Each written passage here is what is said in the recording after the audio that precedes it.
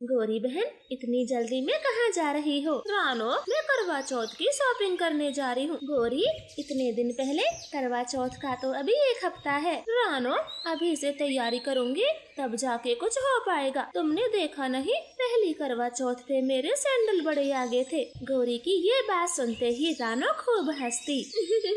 गौरी, उन सैंडलों पर तो मुझे अभी भी हंसी आती है, वो तो कुछ ज्यादा ही बड़े थे। हाँ तो इसलिए अब आराम से एक एक चीज देख कर खरीदूंगी। आज कालू से पूरे 2000 रुपए लिए हैं, पूरे खर्च करके आऊंगी। तुमने चलना है? ना बाबा ना, मैं तो काम पर जा रही हूँ, आप ही जाएं। ऐसे रानो चिड़िया अपने काम पर चली जाती और गौरी कभी बाजार चली जाती। भैया, मुझे दुकान की सबसे बढ़िया साड़ी दिखाओ। बहन जी, कितने रुपए तक की दिखा दूं? तुम्हें रुपयों से क्या मतलब, जो मुझे पसंद आएगी मैं वो ले लूंगी। तुम दिखाओ तो सही। फिर दुकान वाला गौरी के सामने कई रंग की साड़ियाँ डाल देता है, मगर गौरी को तो वो कुछ पसंद नहीं आती। नहीं नहीं, ये कुछ खास नहीं, वो पीले रंग की दिखाओ। हाँ हाँ, क्यों नहीं, दिखाने के भी कोई पैसे हैं। फिर दुकानदार गौरी को वो पीले रंग की साड़ी दिखा देता है, वो तो उसे बहुत पसंद आती। साड़ी तो बढ़िया है, लेकिन मेरे पास रुपए तो 2000 है। भैया, थोड़ा कम नहीं होगा? बहन जी, अब आप ही बता दें, आपको कितने में लेनी है? मेरे पास तो 2000 है। अरे नहीं नहीं, ये साड़ी 2000 में नहीं आएगी, आप कोई दूसरी ले ले। पसंद तो ये आई है, फिर दूसरी कैसे ले लूं? तो और पैसे लाई, ये साड़ी तो तभी मिलेगी। गौरी उदास मन से घर आती है। गौरी, तुम तो शॉपिंग करने गई थी, फिर क्या हुआ? कालू, साड़ी के रुपए कम पड़ गए। पूरे 2000 रुपए दिए थे, क्या वो भी कम पड़ गए? हाँ तो साड़ी पूरे 6000 की थी, कम नहीं पड़ेंगे तो क्या ज्यादा पड़ेंगे? तो कोई सस्ती साड़ी ले लेती। तुम तो ऐसे कर रही हो जैसे कोई नई नवेली दुल्हन हो। मैं पूरा दिन भूखा रह के व्रत रखूंगी और आप साड़ी में कंजूसी कर रहे हो। कालू जी, 4000 रुपए और दे दो, मेरे सुंदर पति, मेरे अच्छे पति। ठीक है, कल तनख्वाह मिलेगी, मैं दे दूंगा। अब ज्यादा मस्का न लगाओ। गौरी कभी तो खुश हो गई थी। अगले दिन उसे 4000 रुपए और मिल गए थे। वो तो भागी भागी उसी साड़ी वाले के पास जाती। सुनो भाई जी, जल्दी से वो कल वाली साड़ी दे दो जो मैं देख कर गई थी। अच्छा, वो साड़ी? फिर तो आप कोई दूसरी साड़ी ले ले, क्योंकि वो साड़ी तो कल ही बिच गई। क्या कहा? बिच गई? मेरी फूटी किस्मत, अब मैं क्या पहनूंगी? अरे मैडम, आप तो ऐसे कर रही हो जैसे दुकान में कोई साड़ी ही नहीं। आप दूसरी ले ले, और भी अच्छी साड़ी है। जब दूसरी ही लेनी होगी तो दूसरी दुकान से ही लूंगी। गौरी कभी ऐसे बोलकर दूसरी दुकान पर चली जाती है। वो भी उसे काफी सारी साड़ियाँ दिखाता। तब जाकर गौरी को एक गुलाबी रंग की साड़ी पसंद आती। हाँ, ये बढ़िया है, इसे ही दे दो, मैं इसके 5000 दूंगी। दुकानदार गौरी को साड़ी दे देता है। गौरी कभी खुशी खुशी अपने घर आती। वो तो अपनी साड़ी को बार बार देख रही थी। गौरी, अब साड़ी को संदूक में रख दे, ये तुम्हें पहननी है, कोई खानी नहीं है जो सामने रखे बैठी हो। ऐसे कैसे रख दूंगी? रानो आती ही होगी, उसे भी तो दिखा कर आऊं, आखिर मैं कितनी महंगी साड़ी लाई हूँ। फिर गौरी वो साड़ी लेकर रानो के घर जाती और उसे अपनी साड़ी दिखाती। अरे वाह गौरी बहन, साड़ी तो वाकई में बहुत प्यारी है। ये कितने रुपए की है? पूरे 8000 रुपए की है, 1 रुपया कम ना करा। वैसे रानो, तुम कौन सी साड़ी पहनोगी? मैं तो वही साड़ी पहनूंगी जो मैंने पहले करवा चौथ पर पहनी थी, बस अभी तक वो 2 बार पहनी है। रानो, तुम्हारा तो हर बार का यही ड्रामा। अब तुम मुझे देखना, मैं कैसे सारा सामान महंगा महंगा खरीदूंगी, तुम तो आंखें फाड़े देखती रह जाओगी। ऐसे रानो कुछ नहीं बोलती। गौरी कभी अपने घर आ गई थी। वो अब हर दिन करवा चौथ की तैयारी में लगी रहती, महंगा महंगा श्रृंगार खरीदती। ऐसे ही 1 हफ्ते का समय निकल गया था। सब औरत पक्षी करवा चौथ के लिए तैयार हो गई थी। गौरी आंटी, सब लूसी आंटी के घर के आंगन में कहानी सुनने को जमा हुए हैं। अब जल्दी चलो, सब तुम्हारा इंतजार कर रहे हैं। गुड़िया बेटी, बस 5 मिनट, मैं बस ये बालों में गेंदे के फूल लगा लूं। अरे वाह गौरी आंटी, आपके बाल इतने बड़े कैसे हो गए? गुड़िया, ये नकली बाल है, आजकल असली बाल इतने बड़े कहाँ होते, नकलियों से ही काम चलाना। फिर गौरी कभी गेंदे की फूल माला बालों में लगा लेती है और अपनी पूजा की थाली लिए लूसी के घर आती। सब महिला पक्षी गौरी को देखती रह जाती। अरे वाह गौरी, आप तो बहुत सुंदर लग रही हो। हाँ हाँ गौरी बहन, आप तो सच में कहरधारी हो। लगता है कालू भाई की जेब खाली कर दी। अब क्या तुम मुझे नजर लगाओगी? चलो जल्दी से कहानी पढ़ो। हाँ गौरी, ये तो सच ही कहा। घर जाके नजर उतरवा लेना। तुम बहुत सुंदर लग रही हो। बहनों, अब जल्दी जल्दी कहानी पढ़ो, मुझे भूख लगी है, जल्दी से चाय पीनी है। फिर वो सारी महिला पक्षी करवा चौथ की कहानी सुनती। रानो चिड़िया कहानी पढ़ती है और सब अपने अपने घर जाकर चंदा को अर्घ देकर अपना व्रत खोलती। तो प्यारे दोस्तों, आपको हमारी महिला पक्षियों में सबसे सुंदर कौन पक्षी लगी? कमेंट करके जरूर बताएं। आपका धन्यवाद। लूसी कबूतर हरी तोती तालाब पर पानी पीने आई थी। तभी उनसे गौरी कव्वी कहती है, लूसी हरी तोती, 2 दिन बाद करवा चौथ है। क्या तुमने करवा चौथ की नई नई शॉपिंग कर ली है?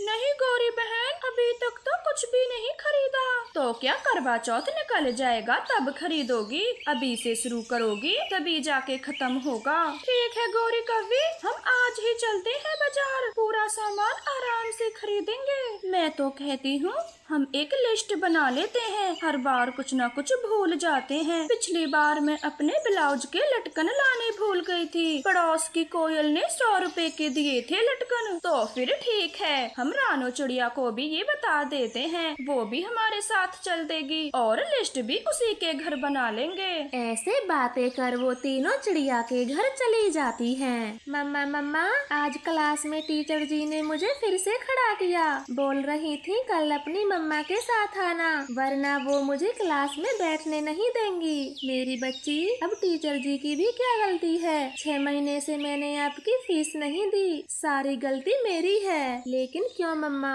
आप मेरी फीस क्यों नहीं देती? कुकू, आपके पापा का ना तो कोई पत्र आया है और ना ही उन्होंने 1 रुपया भी भिजवाया। तो मैं क्या करूं? घर के खर्चे के लिए भी पैसे नहीं है मेरे पास। तो फिर फैसला हो गया मम्मा, मैं कल से स्कूल नहीं जाऊंगी। जब पापा आकर मेरी फीस भर देंगे, मैं तभी स्कूल जाऊंगी। ये कहकर कुक्कू खुशी से उछलती हुई दोस्तों के साथ खेलने चली जाती है। लूसी तोती और गौरी कव्वी ने कुक्कू की बातों को थोड़ा थोड़ा सुन लिया था। रानो चिड़िया, ये कुक्कू क्या कह कर गई है और वो स्कूल क्यों नहीं जाएगी? लूसी, 8 महीने से टुन्नू जी का कोई पत्र नहीं आया है, इसलिए कुक्कू की फीस रुकी हुई है। तो बस कुक्कू की टीचर जी ने स्कूल न आने की उससे बात कही, इसलिए वो कहती हुई गई है। कोई बात नहीं चिड़िया बहन, हो सकता है विदेश में टुन्नू भैया खूब तरक्की कर रहे हो, इसलिए आपको पत्र लिखना भी भूल गए होंगे। लेकिन आप चिंता ना करो, करवा चौथ पर तो हर बार आते हैं टुन्नू भैया। रानो, क्या सच में पिछले 8 महीनों से टुन्नू चिड़े का कोई पत्र नहीं आया? कहीं विदेश में कोई खूबसूरत चिड़िया तो नहीं मिल गई जो आपसे ज्यादा खूबसूरत हो? हाँ हाँ गौरी, विदेश में गोरी चिट्टी चिड़ियाएं रहती हैं। मेरी एक पिंकी सहेली के साथ भी ऐसा ही हुआ। उसका पति विदेश में जाकर हमेशा हमेशा के लिए बस गया। बेचारी पिंकी आज भी उसका इंतजार करती है। आप दोनों कैसी बातें कर रही हो? मेरे टुन्नू जी ऐसे बिल्कुल नहीं है जैसा आप सोच रही हो। गौरी कव्वी हरी तोते, जरा मुंह संभाल के बातें करें। टुन्नू भैया रानो और अपने बेटे को छोड़कर कहीं नहीं जा सकते। हम जिस काम के लिए आए हैं उसी की बातें करो। माफ करना लूसी, मगर सच तो यही है। अब रानो को भी यह मानना होगा, आज नहीं तो कल। चलो हरी तोते, हम शॉपिंग करने चलते हैं। अब रानो क्या करेगी बेफजूल की खर्ची करके? गौरी, मुझे अपने पति पर पूरा भरोसा है, वो जरूर आएंगे। लूसी बहन, मेरे पास रुपये नहीं है जो मैं नया श्रृंगार खरीद सकूं, इसलिए मैं पुराने सामान से ही व्रत रखूंगी। आप सब जाएं। ऐसे बातें कर वे तीनों रानो के घर से चली जाती हैं और ढेर सारी शॉपिंग करती हैं। अगले दिन चिड़िया चुपचाप अपने घर के दरवाजे पर बैठी हुई थी। चिड़िया को अकेला देख गौरी कव्वी उसके पास आती है। ये देख रानो, कल मैंने कितनी ढेर सारी शॉपिंग की है। लाल बनारसी साड़ी, नया चूड़ा और नए सैंडल। जरा बता तो तुझे कैसा लगा मेरा सामान? बहुत सुंदर है आपका सामान। हाँ, मैं भी किससे पूछने आ गई हूँ। तुम तो मेरे सामान को देखकर जलोगी ही। आखिर पति जो चला गया तुम्हें छोड़ के। गौरी बहन, आप ये कैसी बातें करती हो? मैं भला आपके सामान को देखकर क्यों जलूंगी? जलने के अलावा और काम भी क्या रह गया तेरे पास? इतने महंगे सामान को देखकर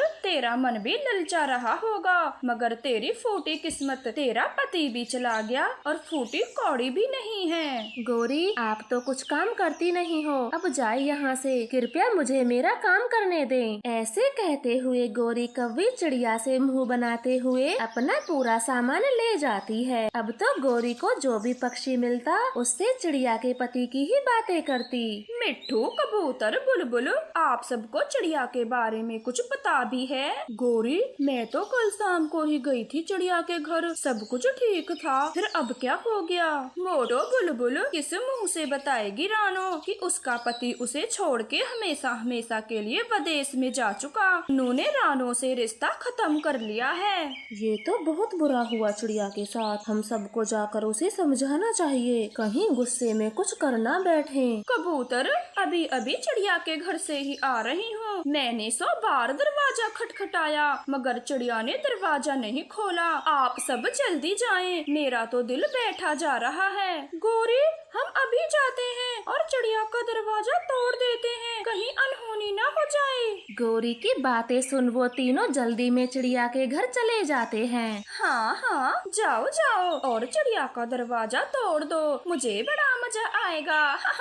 कबूतर, अंदर से कोई भी आवाज नहीं आ रही, आप जल्दी दरवाजा तोड़ें, मैं बहुत घबरा रहा हूँ, मुझसे कुछ भी नहीं होगा। कबूतर झट से चिड़िया का दरवाजा तोड़ देता है। तभी रानो चिड़िया वहाँ पर आ जाती है। कबूतर भैया, ये आपने क्या किया? मेरे घर का दरवाजा क्यों तोड़ दिया? कोई बात थी तो मुझसे करते, गुस्सा मेरे दरवाजे पर क्यों निकाला? चिड़िया बहन, आप घबराई नहीं, आपको जीना होगा कुक्कू के लिए और हम सब आपके साथ हैं। कोई भी समस्या हो तो मुझे बताना, मैं आपकी मदद जरूर करूँगी। हाँ हाँ चिड़िया, टुन्नू चिड़िया को नरक में भी जगह नहीं मिलेगी, उसने आपके साथ बहुत गलत किया है। आप सब जाए यहाँ से और मेरे पति के बारे में कुछ बुरा ना बोलें। कल करवा चौथ है, वो हमसे मिलने जरूर आएंगे। ये कहकर रानो चिड़िया अपनी बेटी को लेकर घर के अंदर चली जाती है। चले चले दोस्तों, रानो अभी बहुत दुखी है, वो इस कड़वे सच को अपना नहीं पा रही। फिर वो सभी अपने अपने घर चले जाते हैं। रात हो जाती है। टुन्नू जी, आप ठीक तो है ना? कल करवा चौथ है, आपको हर बार की तरह इस बार भी आना होगा। पता नहीं ये जालम लोग आपके बारे में क्या क्या बोल रहे हैं, आपको आना होगा। ऐसे सोचते हुए सारी रात निकल जाती है। आज करवा चौथ था, रानो ने भी व्रत रखा था। वो अपने घर की छत से टुन्नू चिड़े के आने का इंतजार कर रही थी। सुबह से शाम और शाम से रात हो जाती है, मगर टुन्नू चिड़े का कोई अता पता नहीं था। रानो बहन, अब तो चांद भी निकल आया है, आप कुछ खा लें, टुन्नू चिड़ा नहीं आएगा। नहीं लूसी, वो जरूर आएंगे, ऐसे में बीच में व्रत नहीं तोड़ूंगी। चिड़िया किसी की बात सुनने को तैयार नहीं थी। अब एक एक करके सारे पक्षी उसे देख रहे थे। तभी जोर से चिड़िया चीखती है, टुन्नू जी आ गए, वो देखो मेरे टुन्नू जी आ गए। टुन्नू को देखकर चिड़िया के खुशी के ठिकाने नहीं होते। टुन्नू जी, पता था मुझे आप जरूर आएंगे। रानो, माफ कर दे मुझे, एक भयानक एक्सीडेंट में मेरी याददाश्त चली गई थी। भगवान का लाख लाख शुक्र है जो आज के दिन उन्होंने मेरी याददाश्त लौटा दी और मैं तुम्हारे पास आ गया, वरना तुम्हारा विश्वास टूट जाता। फिर टुन्नू चिड़ा रानो चिड़िया को मिठाई खिलाता है। इस तरह से वो दोनों खुशी खुशी अपना व्रत पूरा करते हैं। तो प्यारे दोस्तों, इस कहानी से हमें क्या सीख मिलती है, कृपया कर हमें कमेंट में बताएं। आपका धन्यवाद। यह कहानी एक छोटे से चिड़िया के परिवार की है। आज रानो का पति टुन्नू बहुत खुश था क्योंकि वो पापा जो बनने वाला था। बस कुछ पलों की देरी है रानो जी, फिर हमारा जीवन भी खुशियों से भर जाएगा। हाँ टुन्नू जी, आज हमारा परिवार खुशियों से भर जाएगा क्योंकि हमारा परिवार पूरा जो होने वाला है। वो दोनों ऐसे बातें कर रहे थे, तभी रानो चिड़िया को दर्द होने लगता है और टुन्नू तुरंत ही बुलबुल डॉक्टर के पास जाता है। बुलबुल वैद्य जी, जल्दी चलें, मेरी पत्नी रानो के पेट में दर्द हो रहा है। बुलबुल जल्दी से रानो के पास आती है। टुन्नू तो घबरा गया था।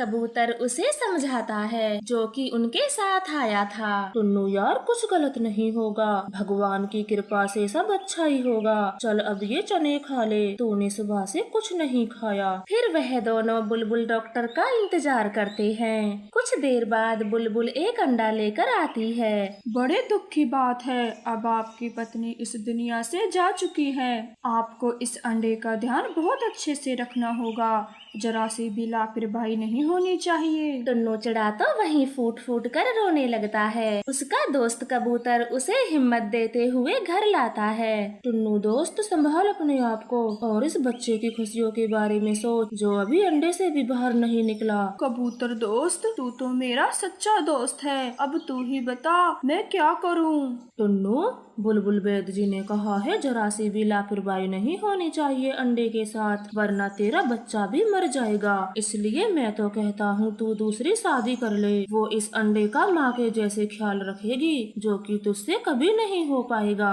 टुन्नू चिड़ा अपने बच्चे की खातिर कबूतर की बात मान लेता है और दूसरे ही दिन शादी का इश्तिहार छपवा देता है। नदी किनारे वो इश्तिहार एक गोरी कव्वी पढ़ लेती है। इस चिड़े से तो मैं ही शादी करूंगी, जाती हूँ जल्दी, कहीं कोई मुझसे पहले ना आ जाए। फिर गोरी कव्वी तेज उड़ती है और चिड़े के पास चली जाती है और शादी के लिए बात करती है। मैं करूंगी आपसे शादी। नहीं, ये नहीं हो सकता, तुम एक कवि हो और मैं चिड़ा पक्षी। पता था मुझे आप यही कहोगे, लेकिन इश्तिहार पढ़कर मुझसे रहा नहीं गया और भागी भागी यहाँ चली आई। मैं अच्छे से जानती हूँ बिना माँ के जीवन कैसा होता है, आखिर मैंने भी अनाथों की जिंदगी जी है। मुझसे अच्छा आपके बच्चे का कोई ध्यान नहीं रख पाएगा। कबूतर, अभी के अभी सारे इश्तिहार हटवा दो, मैं इन्हीं से शादी करूंगा। मुझे पूरा विश्वास है ये मेरे बच्चे को माँ के जैसे प्यार करेगी। गोरी कव्वी तो खुशी से उछल जाती है। अगले दिन वो दोनों शादी कर लेते हैं। गोरी अंडे का बहुत ख्याल रखती है। ऐसे ही कुछ दिन गुजर जाते हैं और एक दिन अंडे से छोटी सी बच्ची बाहर आती है। ये बच्ची तो बहुत सुंदर है, बहुत सुंदर। हाँ गोरी, हूबहू अपनी माँ जैसी है, बिल्कुल ऐसी ही थी मेरी रानो, वही मोटी मोटी आंखें, पतली सी चोंच। टुन्नू जी, आपने क्या नाम सोचा है इसका? गुड़िया।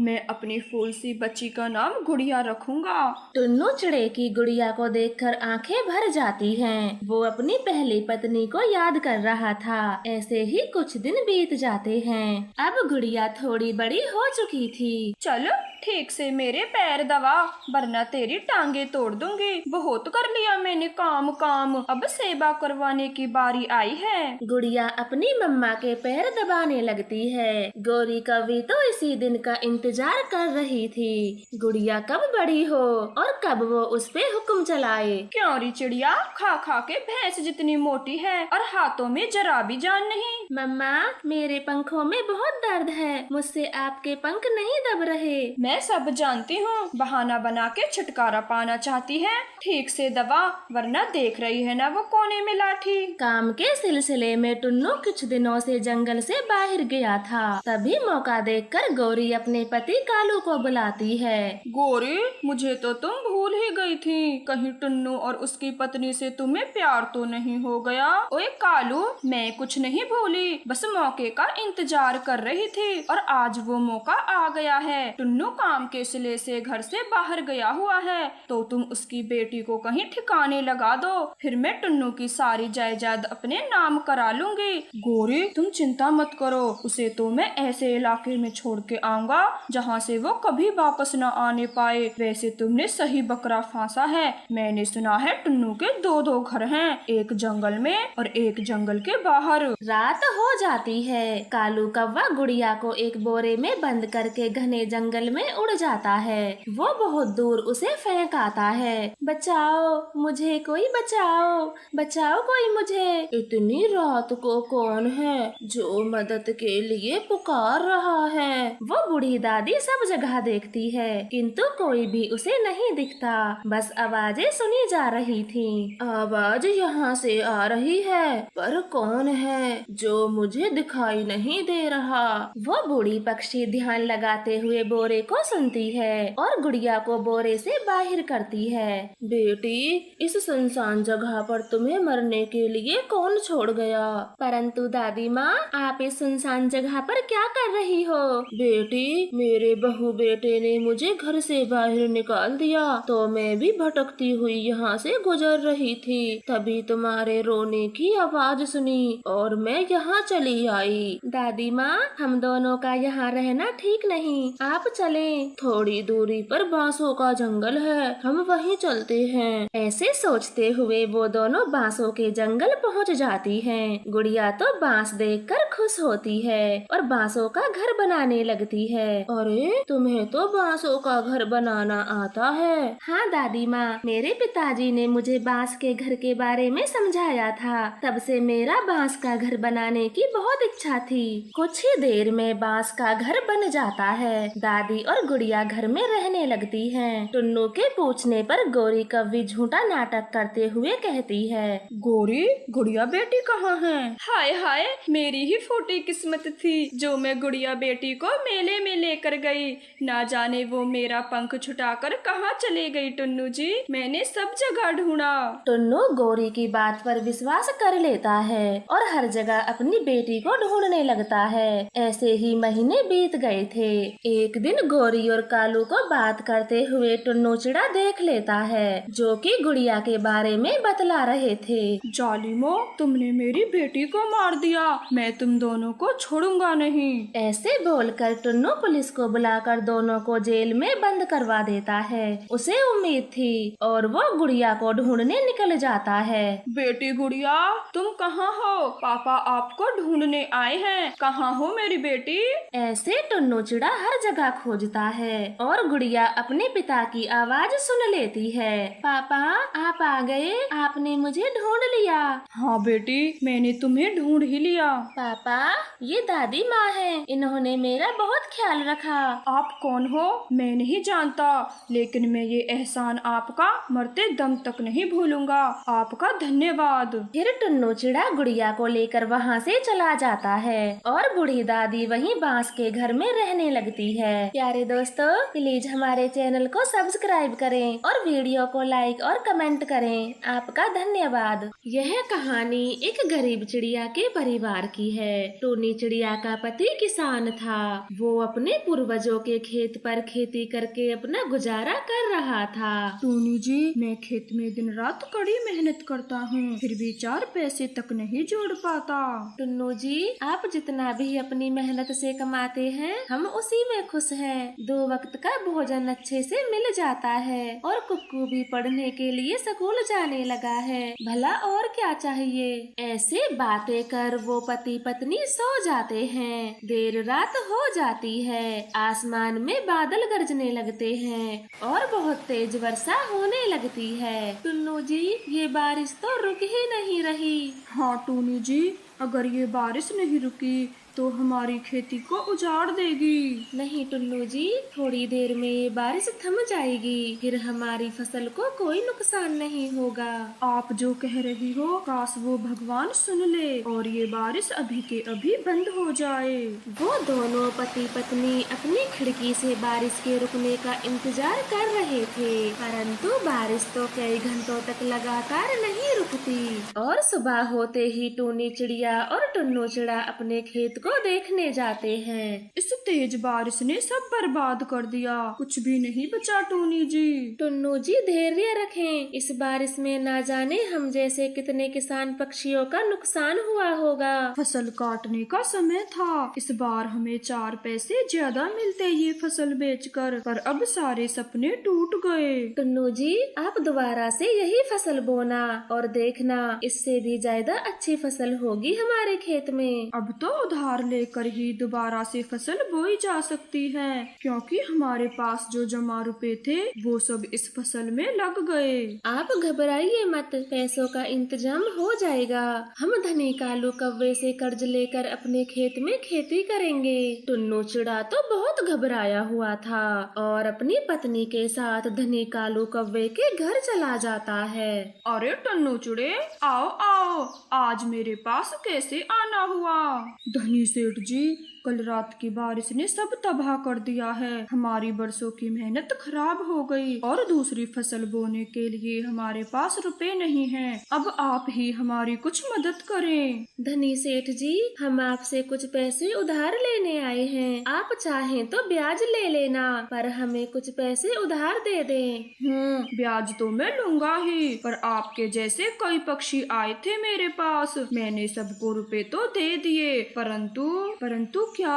हमें खुलकर बताएं। टुन्नू, मैंने सबसे बदले में कुछ ना कुछ गिरवी रखा है, जैसे कबूतर ने अपनी पत्नी की सोने के कंगन और बुलबुला ने अपनी चैन। तो अब आप क्या गिरवी रखने वाले हो? टुन्नू जी, ना तो मेरे पास सोने के कंगन है और ना ही आपके पास सोने की चैन, फिर हम गिरवी क्या रखेंगे? अरे क्या हुआ? यदि आपके पास कोई वस्तु नहीं है, आपके पास खेत तो है, वो ही गिरवी रख दो। ये आप क्या बोल रहे हो? वो मेरे पूर्वजों की अमानत है, मैं उसे गिरवी नहीं रख सकता। नहीं रख सकते हो तो चले जाओ यहाँ से। जब खेत में फसल ही नहीं होगी तो क्या पूर्वजों की मिट्टी खोद कर खाओगे? कालू कौवे की ऐसी बातें सुनकर टुन्नू चिड़ा तो वहाँ से जाने लगता है, लेकिन टूनी चिड़िया उसे समझाते हुए कहती है, टुन्नू जी, ठंडे दिमाग से सोचिए, ऐसे में हमें कोई और पक्षी तो पैसे देने वाला है नहीं, और वैसे भी हम अपने खेत को बेच थोड़े ना रहे हैं, बस कुछ दिनों के लिए गिरवी ही तो रख रहे हैं, और जैसे ही पैसे आएंगे हम सबसे पहले अपने खेत को छुड़ाएंगे। नहीं टोनी जी, ये गलत होगा। मेरे पिताजी और दादाजी उस खेत को अपनी जान से भी ज्यादा प्यार करते थे, तो मैं ये सब कैसे कर सकता हूँ? अगर खेत में फसल ही नहीं होगी तो घर का गुजारा कैसे करेंगे? फिर हम सबके भूखे मरने के दिन आ जाएंगे। क्या आप वो सब देख पाओगे? काफी सोच विचार करने के बाद टुन्नू चिड़ा खेत को धनी कालू के पास गिरवी रख देता है और पैसे लेकर दोबारा से अपने खेत में बीज बो देता है और पूरा मन लगाकर अपने खेत में मेहनत करता है। टूनी जी, बस कुछ दिन और बाकी हैं, फिर ये फसल बेचकर हम धनी कालू से लिए हुए पैसे लौटा देंगे। देखा आपने, अभी तो बस 4 महीने ही बीते थे और इतनी जल्दी धनी कौवे को पैसे लौटाने का समय आ गया। मम्मा, क्या सारे पैसे कालू अंकल के पास चले जाएंगे? हमारे पास कुछ भी नहीं बचेगा? नहीं कुक्कू बेटे, हमारे पास भी पैसे बच जाएंगे। आप बताओ, आपको क्या चाहिए? नया बैग और जूते चाहिए मुझे। बस मेरे कुक्कू, थोड़े से समय की बात है, फिर मैं आपको सब दिला दूंगी। इस तरह से टूनी चिड़िया की सारी चिंता दूर होने वाली थी, क्योंकि उनकी महंगी फसल को बेचने का समय आ गया था। परंतु एक दिन धनी कालू कौवा वहाँ से गुजरता है। अरे बाप रे, ऐसी धान की फसल तो मैंने किसी के खेत में नहीं देखी जैसी इस खेत में हुई है। वाकई में ये तो सोने का खेत है, काश ये खेत मेरा होता। मालिक जी, ये तो वही टुन्नू चिड़े का खेत है जो आपके पास गिरवी रखा है। अगर आपको इतना ही पसंद है तो ये खेत हथिया लें और सारी फसल जलाकर राख कर दें। पहली बार काम की बात की है तूने, अब जल्दी से सारे खेत को आग लगा दे। ये कहकर धनी कालू कौवा वहाँ से चला जाता है और उसका नौकर खेत को आग लगा देता है। टुन्नू चिड़े, जल्दी अपने खेत पर चलो, तुम्हारे खेत में जोरों की आग लगी है। मिट्ठू तोते की ये बात सुन वो तीनों भागे भागे अपने खेत पर आते हैं और देखते हैं कि धान की फसल पूरी तरह से जलकर राख हो गई है। ये सब कैसे हुआ? अभी तो हम सब कुछ सही सलामत छोड़ कर गए थे। पता नहीं ये आग कैसे लगी? पर जब मैं यहाँ आया तो पूरा खेत जल रहा था। बेचारा टुन्नू और चिड़िया तो अपने होश खो गए थे। वो चुपचाप अपने घर आकर बैठ जाते हैं। तभी धनी कालू कौवा उनके घर आता है। टुन्नू चिड़े, मैंने सुना है तुम्हारी फसल जलकर राख हो गई है, तो अब तुम मेरे पैसे कहाँ से दोगे? धनी कालू जी, इस वक्त हम बहुत दुखी हैं। हम आपके पैसों का इंतजाम कुछ महीनों में कर देंगे। मैं कुछ नहीं जानता, बस 2 महीने का समय दे रहा हूँ। या तो मेरे पैसे दे देना, नहीं तो खेत मेरा होगा। ये कहकर धनी कालू कौवा वहाँ से चला जाता है। उसकी ये सारी बातें पड़ोसी कबूतर सुन रहा था। दोस्त, मुझे बहुत दुख हुआ ये जानकर कि तुम्हारी अच्छी फसल जल गई और ये धनी कालू कौवा तुम्हें धमकी देकर गया है। मैं आपको इसके पैसे लौटाने का एक उपाय बताता हूँ। वो क्या है कबूतर भैया, जल्दी बताइए। मैं ये बैंगन के बीज अपनी मामी के घर से लाया था। ये बीज 1 महीने में ही बड़े हो जाते हैं और बैंगन लगने शुरू हो जाते हैं। फिर टोनी चिड़िया कबूतर से वो बीज ले लेती है और अपने खेत में बो देती है। बैंगन तो 1 महीने में ही लगने शुरू हो जाते हैं और वो दोनों उन बैंगनों को बेच देते हैं, जिनसे उनकी अच्छी खासी कमाई हो जाती है। और वो सबसे पहले धनी कालू कौवे के पैसे लौटाने उसके घर चले जाते हैं। धनी कालू कौवे जी, आपने हमें उधार देकर बहुत मदद की, लेकिन अब हम आपके पैसे भगवान की कृपा से लौटाने आए हैं। आपका बहुत बहुत धन्यवाद। अरे, इतनी जल्दी पैसों का इंतजाम कहाँ से किया?